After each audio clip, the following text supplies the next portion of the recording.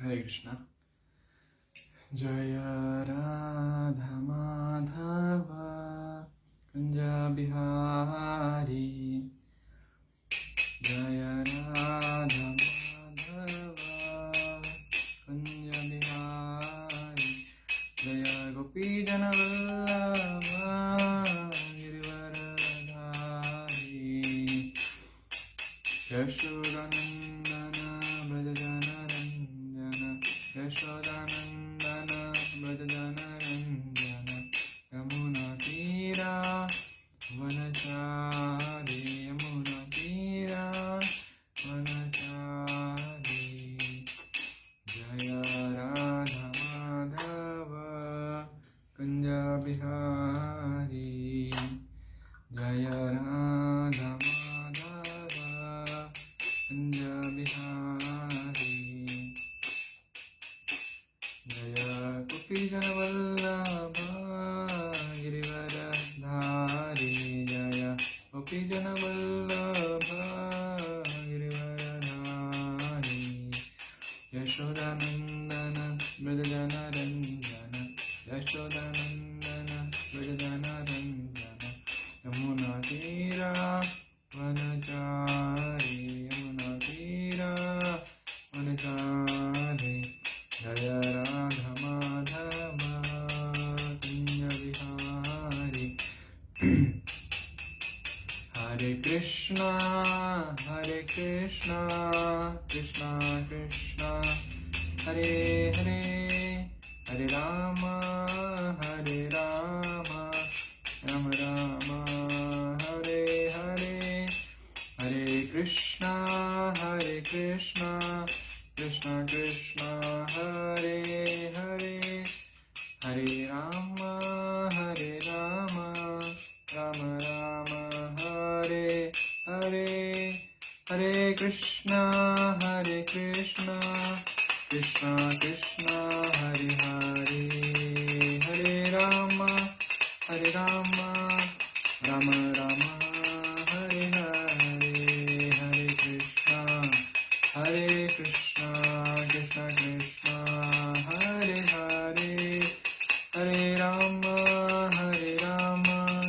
राम राम हरे हरे, हरे कृष्णा कृष्णा कृष्णा हरे हरे, हरे राम राम हरे हरे, हरे कृष्णा कृष्णा कृष्णा हरे हरे, हरे राम राम हरे हरे, हरे कृष्णा कृष्णा कृष्णा हरे हरे, हरे राम राम हरे हरे, हरे कृष्णा कृष्णा कृष्णा हरे हरे, हरे राम राम हरे हरे, हरे कृष्णा कृष्णा कृष्णा हरे हरे, हरे राम राम हरे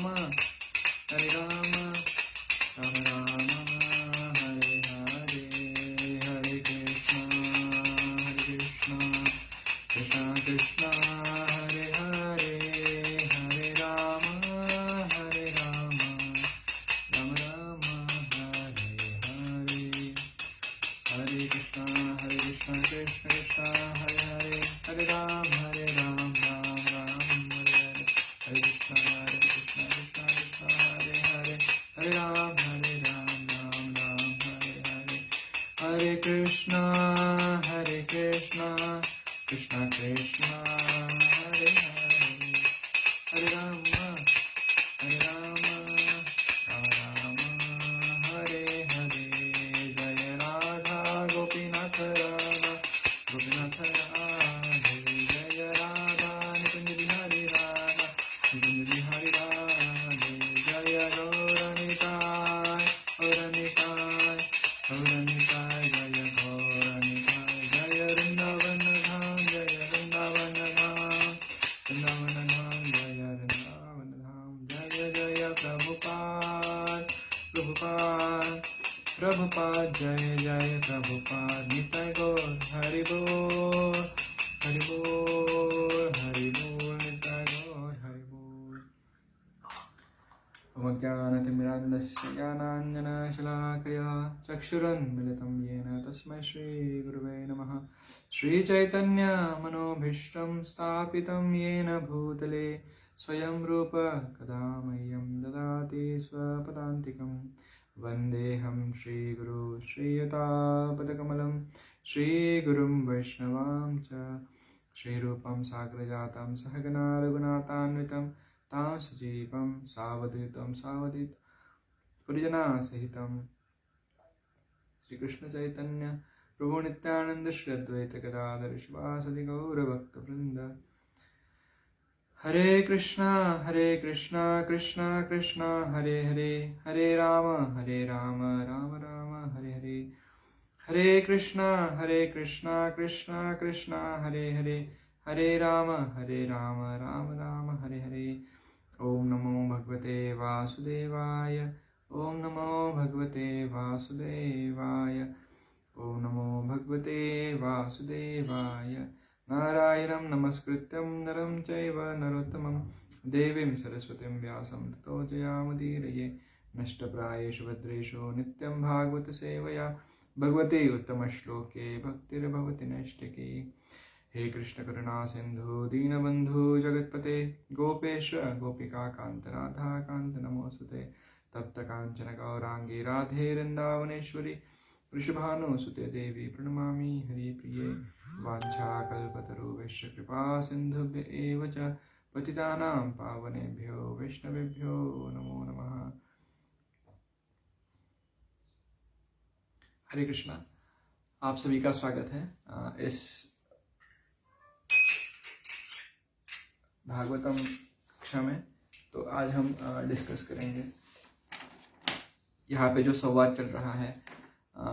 जो प्रसंग है वो है कि दक्ष महाराज की सभा में यज्ञ चल रहा है और उसलिए बड़े बड़े लोग आमंत्रित हैं। उसमें से एक भगवान शिव जी, ब्रह्मा, ये दोनों भी वहाँ पे हैं। तो प्रसंग आपने सुना होगा पहले, जो कथाकार थे जिन्होंने भागवत पे इस विषय में प्रवचन किया। तो आप जान सकते हैं कि जैसे ही दक्ष महाराज जाते हैं अपने सभा में तो देखते हैं कि ब्रह्मा जी ने उनका स्वागत किया और शब्दों के द्वारा हंस के, और बाकी जो थे सब लोग उठ अपने स्थान से खड़े हो गए। लेकिन जो शिव जी है उन्होंने कुछ भी नहीं कहा और वो बैठे रहे। तो उन्होंने ये समझा कि उन्होंने उनका अपमान किया है शिव जी ने। फिर वो सभा को संबोधित करते हुए एटिकेट्स बताते, शिष्टाचार बताते हुए फिर शिव जी का अपमान करने लगते हैं, शिव जी के बारे में भला बुरा कहने लगते हैं। और फिर इसके बाद शिव जी जब ये सुनते हैं तो इसमें से फिर नंदी होते हैं और बाकी लोग होते हैं, वो इस विषय में ब्राह्मणों का श्राप सुनकर डिस्टर्ब हो जाते हैं। तो दक्ष महाराज पहले शिव जी को श्राप देते हैं। तो इसमें से एक वाक्य उन्होंने कहा था उसके विषय पे हम चर्चा करेंगे। श्लोक है 4 स्कंद 2 अध्याय और 18 श्लोक, इसके ऊपर हम चर्चा करेंगे। तो श्लोक इस प्रकार से आता है। अयम तु देवयजन इंद्रोपेन्द्रादिभिर्भवा सह भागम न लभतां देवदेवर्गणाधमा।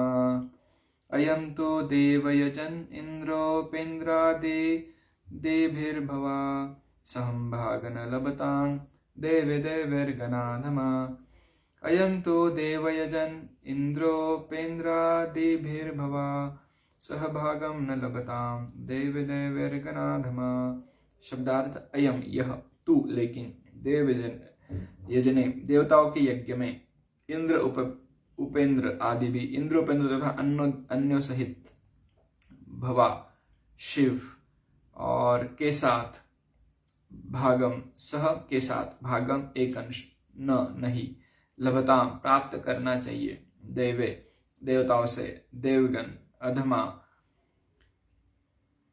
समस्त देवताओं से सबसे निम्न। देवता तो यज्ञ की आहुति में भागीदार हो सकते हैं, किंतु समस्त देवों में अधम शिव को यज्ञ भाग नहीं मिलना चाहिए। तो इस प्रकार से अपशब्द दक्ष महाराज कहते हैं शिव जी के प्रति। और फिर तात्पर्य हम पढ़ेंगे। इस श्राप के कारण शिव वैदिक यज्ञों की आहुति में भाग लेने से वंचित ही रहे। इस प्रसंग में श्री विश्वनाथ चक्रवर्ती की टीका है कि दक्ष के इसी श्राप से भगवान शिव अन्य भौतिकतावादी देवताओं का साथ देने की बला से बचे रहे। शिवजी श्री भगवान के सबसे बड़े भक्त हैं और उन्हें यह शोभा नहीं देता कि वे देवताओं के समान भौतिकवादी लोगों के साथ उठे बैठे। इस प्रकार दक्ष का श्राप एक प्रकार से वरदान सिद्ध हुआ, क्योंकि इसके कारण शिव को अन्य देवताओं के साथ जो अत्यंत भौतिकतावादी थे खाना अथवा उठना बैठना नहीं पड़ेगा। हमारे समक्ष गौर किशोरदास बाबाजी महाराज के व्यावहारिक दृष्टांत प्रस्तुत किया है। वे शौचालय के पास बैठकर हरे कृष्ण का जाप करते थे। चूंकि अनेक लोग आकर उनके हरे कृष्ण जप में बाधा डालते थे, इसलिए उनकी संगति से बचने के लिए वे शौचालय के पास बैठे रहते, क्योंकि अब भौतिकतावादी लोग गंदगी तथा दुर्गंध के कारण निकट जाना पसंद नहीं करेंगे। किंतु वे इतने महान पुरुष थे कि ओम विष्णुपाद भक्ति सिद्धांत सरस्वती गोस्वामी महाराज के गुरु बने।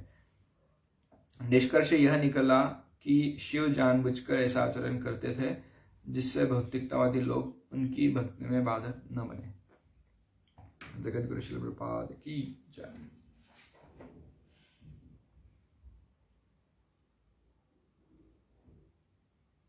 हरे कृष्णा। तो इस प्रकार से हमने अभी ये प्रसंग हम देख रहे हैं कि किस प्रकार से जो दक्ष महाराज हैं वो भगवान शिव जी का अपमान करते हैं। जो भगवान शिव जी नहीं है उनको वे शब्द कहते हैं और उनको श्राप देते हैं कि वो कभी भी यज्ञ में जो है उनको भाग नहीं मिलेगा। तो हम जान सकते हैं कि जो यज्ञ का सही मतलब होता है कि यज्ञ जो किया जाता है भगवान श्री विष्णु की प्रसन्नता के लिए किया जाता है, और फिर उसी यज्ञ में क्योंकि जो देवता है वो भगवान की नियोजित सृष्टि का कार्यकलाप चलाते हैं, तो उनको भी वो भाग दिया जाता है उनके नाम से जो कुछ है। तो जो भूतगण होते हैं, जो देवताएं होते हैं, उन सभी को यज्ञ में आप अगर यज्ञ का देखोगे आयोजन, तो उसमें आपको ये मंत्र जरूर सुनाई देंगे कि जिसमें भगवान को भी ऑफर किया जाता है और साथ में देव देवताओं को भी यज्ञ का कुछ भाग है उसको अर्पण किया जाता है। तो उस भाग में ऐसे ये सिद्ध होता है कि उसके पहले, ये श्राप से पहले भगवान शिव जी का भी नाम लेके उनको भी यज्ञ का भाग देना पड़ता था। तो कोई भी जो भक्त होता है उसका जो मन होता है, अगर वो बहुत ही भगवान की भक्ति के लिए उत्सुक है और वो अपने पूरे प्रयास के साथ, सिंसियरिटी के साथ, पूरी समझदारी और हम क्या बोल सकते हैं उसको कि गंभीरता के साथ भगवान का कृपा आशीर्वाद चाहता है, भगवान को प्रसन्न करना चाहता है, श्री राधा और कृष्ण को प्रसन्न करना चाहता है, तो उस प्रकार वो हमेशा प्रयत्न करता है कि वो हमेशा भक्तों के साथ रहे और ऐसा देखे कि जिसके कारण उसकी भक्ति में उसको लाभ हो, ऐसा कुछ भी ना देखे कि जिसके कारण वो अपना जो भक्ति का लक्ष्य है उस पर वो कहीं पे उसमें पथभ्रष्ट हो जाए, या फिर ऐसा नहीं सुनता है जिसके कारण वो उसका जो लक्ष्य है जीवन का वो लक्ष्य बदल जाए। तो हम देख सकते हैं कि जो भक्त है उनको हम कहते हैं कि वो कभी भी जो है वो ज़्यादातर भौतिक लोगों के साथ रहना उनको पसंद नहीं होता। तो भौतिकतावादी लोग कौन होते हैं? वो लोग वे होते हैं कि जो अपने आप को शरीर मानते हैं, वो हम आत्मा है या फिर आत्मा के उन्नति के लिए कभी प्रयास ही नहीं करते और इस इल्यूजन में समझ बैठते हैं कि मैं ही शरीर हूँ और शरीर के संबंधित जो कुछ भी है वही जीवन का अंतिम लक्ष्य है। मैं, मेरा परिवार, जो कुछ भी होगा और फिर ये मेरा गांव, मेरा देश, तो उसके आगे उनका जो भौतिक जो उनका सोच है वो जा ही नहीं पाता। और इसमें लाभ कुछ भी नहीं है, हानि यह है कि वो कभी भी कष्ट के ऊपर उठ नहीं सकते और वो जैसे कुत्ते बिल्ली जैसे बाकी जो प्राणी है वो अपना जीवन त्यागते हैं, उसी प्रकार से वो इस भौतिक जगत से अपना जीवन त्याग देते हैं और इसी जीवन त्यागने के साथ आगे फिर से वो जन्म मृत्यु जरा व्याधि के चक्कर में फंसे रहते हैं। तो ये होता है भौतिकतावादी मनुष्यों का लक्षण कि जो अपने आप को, भले ही वो उन्होंने कुछ पुण्य कर्म किया है, वो पुण्यवान भी हो सकते हैं जिसके कारण उनके पास धन संपत्ति हो, उनका नाम हो, उन्होंने कुछ बहुत बड़ा आलीशान कुछ उन्होंने हासिल किया हो। जैसे कि मैं आपको एक एग्जांपल दे देता हूँ, जैसे कि आप समझ सकते हैं आजकल के टाइम में आपने कभी इलॉन मस्क का नाम सुना होगा कि जो दुनिया में सबसे अभी श्रीमंत अमीर व्यक्ति है, कि जो जिसकी खुद की कुछ कंपनी है जो स्पेस में सैटेलाइट भेज रहा है। लेकिन जो ऐसे लोग हैं वो भौतिक दृष्टि से कितने भी आगे हो, उनको भौतिकतावादी इसलिए कहा जाता है क्योंकि वो अपने आप को शरीर ही समझते हैं।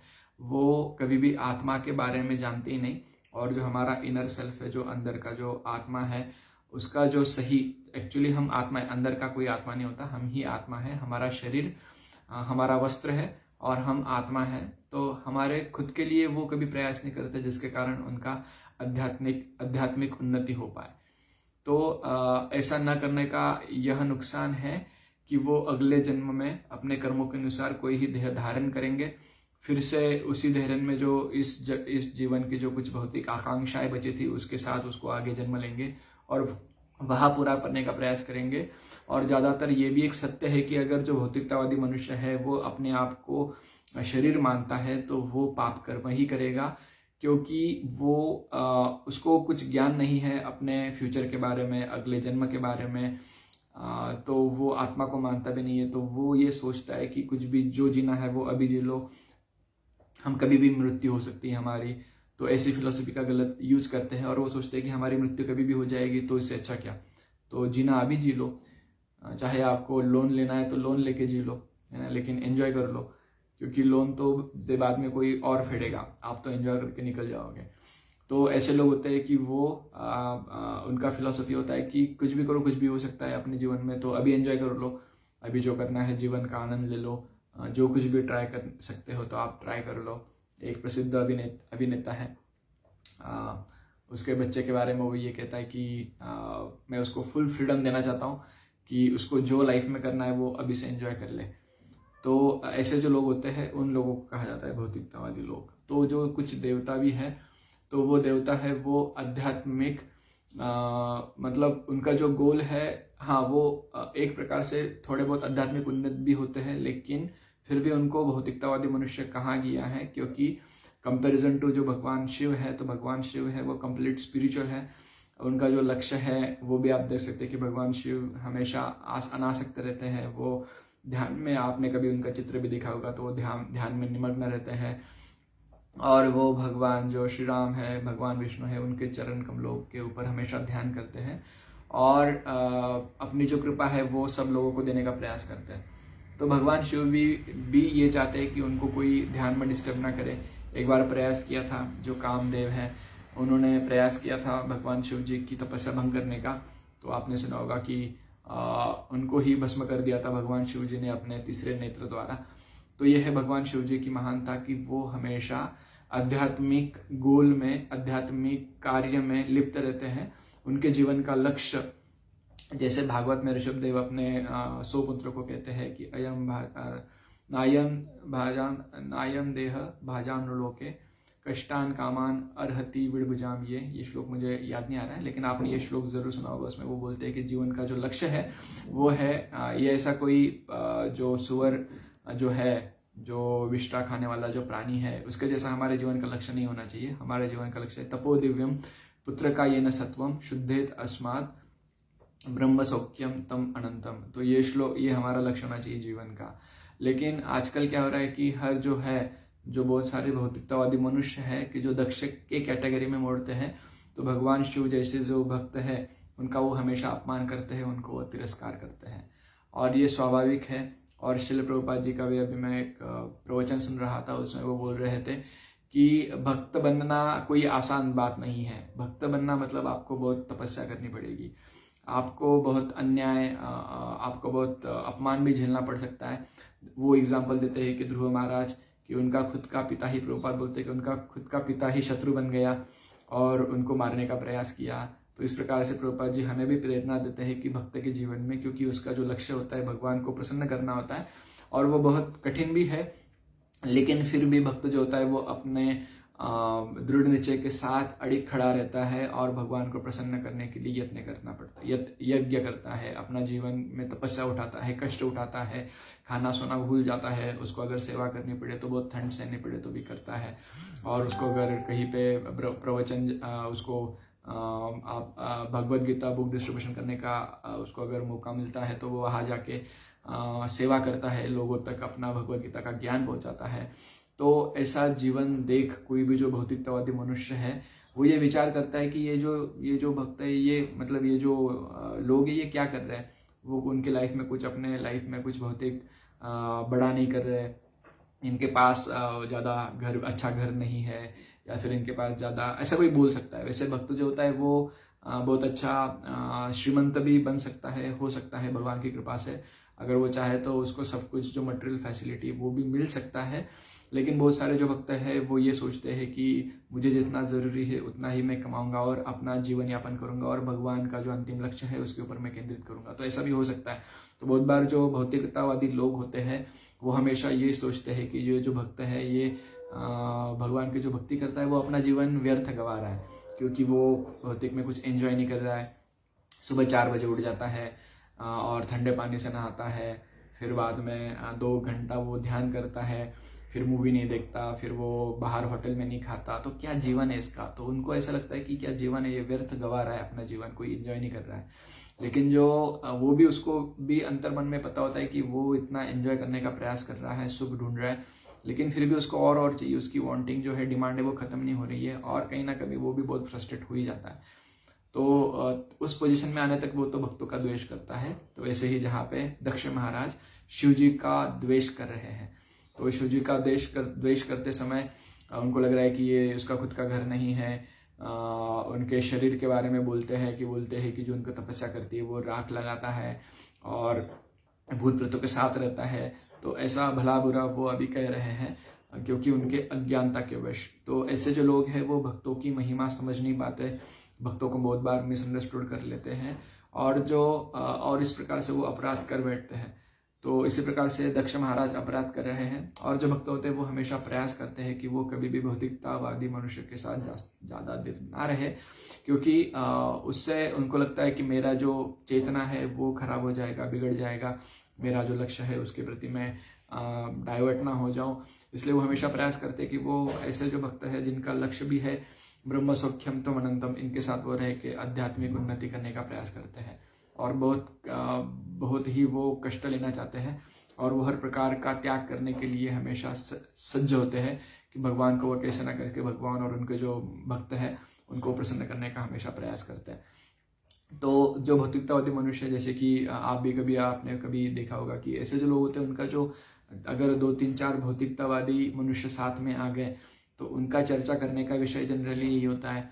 एक तो होता है कि पैसा, दूसरा होता है कि सुख उपभोग, इंद्रिय उपभोग कैसे लिया जाए, उसमें और कैसे अलग अलग प्रकार से किया जाए, ये उनका विषय होता है। और जब कोई ऐसे आध्यात्मिक भक्त अगर साथ में आते हैं तो उनका चर्चा होता है कि कैसे वो आध्यात्मिक उन्नति करे, कैसे अपने इंद्रियों को नियंत्रित करे, कैसे आपको मन को वश में करे, जो कठिनाइयाँ फेस करे उनके ऊपर कैसे उठे, कैसे जो बाकी भौतिकतावादी लोग हैं जो ये बात समझ नहीं पा रहे उनको समझाने का प्रयास करें, कैसे उनको आध्यात्मिक ज्ञान देने का प्रयास करें ताकि वो अपने दुखों का नाश कर सके। तो हर कोई इस जगत में दुखी है, लेकिन हर कोई ही भ्रमित है।